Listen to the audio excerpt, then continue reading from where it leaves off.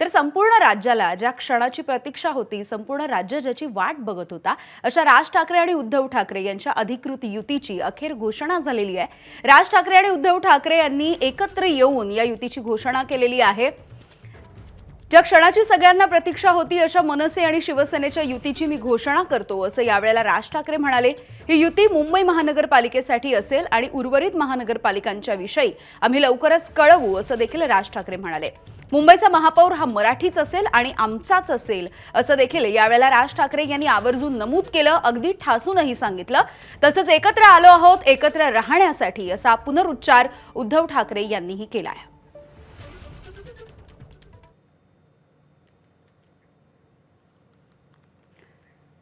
तर ठाकरे बंधूंची ही युती जाहीर झालेली आहे। अगदी काही वेळापूर्वी या दोघांची संयुक्त पत्रकार परिषद पार पडली आणि त्यानंतरची ही दृश्य आपण पाहतो आहोत।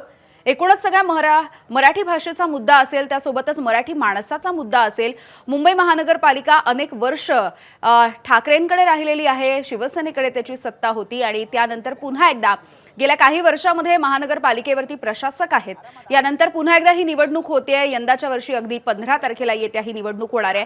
त्यामुळे या सगळ्या दृष्टीने अत्यंत महत्त्वाची अशी युती आज झालेली आहे आणि याची घोषणा अगदी काही वेळापूर्वी राज ठाकरे आणि उद्धव ठाकरे यांनी एकत्रितपणे केलेली दिसतेय। इतकी वर्ष व्यवस्थित गेली आणि आज परत आपण बघतोय की मुंबईचे लचके तोडले जात आहेत, अशा मुंबईच्या ठिकऱ्या उडवल्या जात आहेत, अशा पद्धतीचे मनसुबे आपल्याला बघायला मिळतात। आणि हे सगळं जर मागे सोडायचं असेल, हे सगळं जर थांबवायचं असेल, तर यासाठी आता मराठी माणसानं समोर यायला हवं, मतदान केंद्रापर्यंत पोहोचायला हवं आणि मनसे त्यासोबतच ठाकरेंची शिवसेना यांची जी ठाकरे ब्रँडची ही जी युती आपण बघतोय, त्यांना मतदान करायला हवं, अशा पद्धतीचं आवाहन करण्यात आलंय। आज फार वेगळ्या पद्धतीची काही आश्वासनं खरं तर या युतीच्या निमित्ताने आपल्याला जरी पत्रकार परिषदेमधून ऐकता आलेली नसली तरी देखील मनसैनिकांसाठी आणि ठाकरेंच्या शिवसैनिकांसाठी हा अत्यंत भावनिक असा क्षण होता।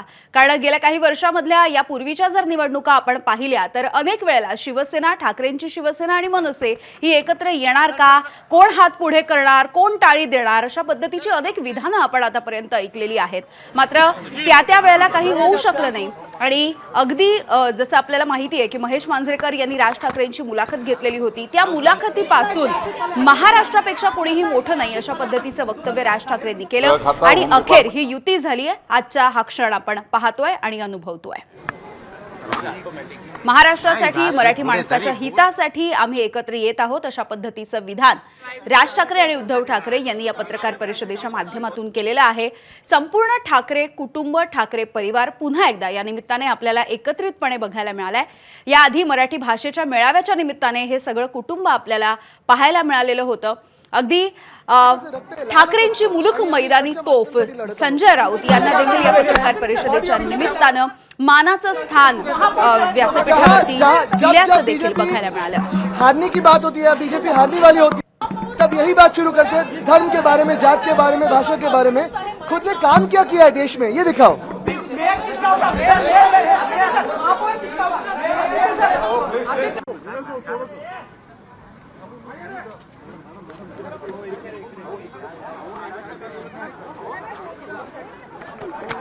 तर तुटू नका, फुटू नका आणि मराठीचा हा जो वसा आहे तो टाकू नका, अशा पद्धतीचं आवाहन उद्धव ठाकरे यांनी केलंय। जर आपण भांडत राहिलो तर दिल्लीमध्ये बसलेले जे लोक आहेत त्यांचे अनेक मनसुबे आहेत, आपल्यामध्ये फूट पाडण्याचे प्रयत्न होत आहेत, त्यांना बळ मिळेल। त्यामुळे कुणीही तुटू नका, फुटू नका, अशा पद्धतीचं आवाहन या पत्रकार परिषदेच्या माध्यमातून उद्धव ठाकरे यांनी केलेलं आहे। पुन्हा एकदा कुठल्याही वादापेक्षा आणि भांडणापेक्षा महाराष्ट्र हा आपल्यासाठी, आमच्यासाठी मोठा आहे, अशा पद्धतीचं विधान राज ठाकरे यांनी केलं। हेच विधान त्यांनी मागच्या वेळेला मुलाखतीमध्ये देखील केलेलं होतं, ज्या मुलाखतीच्या नंतर खऱ्या अर्थानं या दोन्ही भावांची आणि ठाकरे बंधू एकत्र येण्याची चर्चा सुरू झालेली होती। आणखी एक विधान करून त्यांनी एक चिमटा देखील काढला, तो म्हणजे सध्या काही टोळ्या वाढलेल्या आहेत, ज्या राजकारणामधल्या या काही टोळ्या आहेत। महाराष्ट्रामध्ये ज्या पद्धतीनं मुलं पळवण्याच्या टोळ्या वाढतात त्या पद्धतीनं राजकारणामध्ये देखील एकमेकांचे उमेदवार पळवण्याच्या टोळ्या वाढल्या आहेत, अशा पद्धतीचं विधानही राज ठाकरे यांनी केलेलं होतं।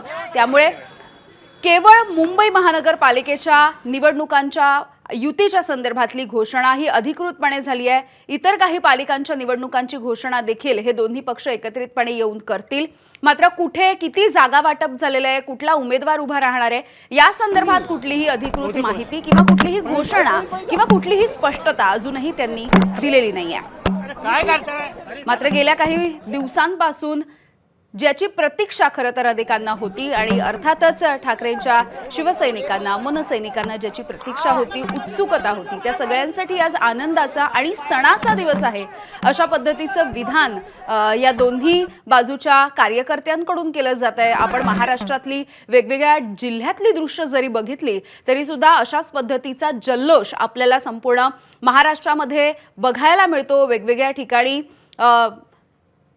काही ठेका धरलेला सुद्धा या सगळ्या कार्यकर्त्यांनी दिसून आलेला आहे. बाळासाहेब ठाकरे यांचं स्वप्न पूर्ण झालं अशा पद्धतीचं विधान देखील या सगळ्या कार्यकर्त्यांकडून केलं जात आहे. आणि पुन्हा एकदा आता मुंबई महानगरपालिकेवरती ठाकरे बंधूंच्या या युतीचा किंवा ठाकरे ब्रँडचा भगवा फडकवण्याच्या दृष्टीनं आता प्रयत्न केले जात आहेत. तर ठाकरे बंधूंची ही युती अगदी काही क्षणापूर्वी जाहीर झाली, ज्याची घोषणा झाली आणि या पत्रकार परिषदेच्या नंतर पुढे मार्गस्थ होतानाची ही काही दृश्य आपण पाहतो आहोत. एबीपी माझा, उघडा डोळे बघा नीट.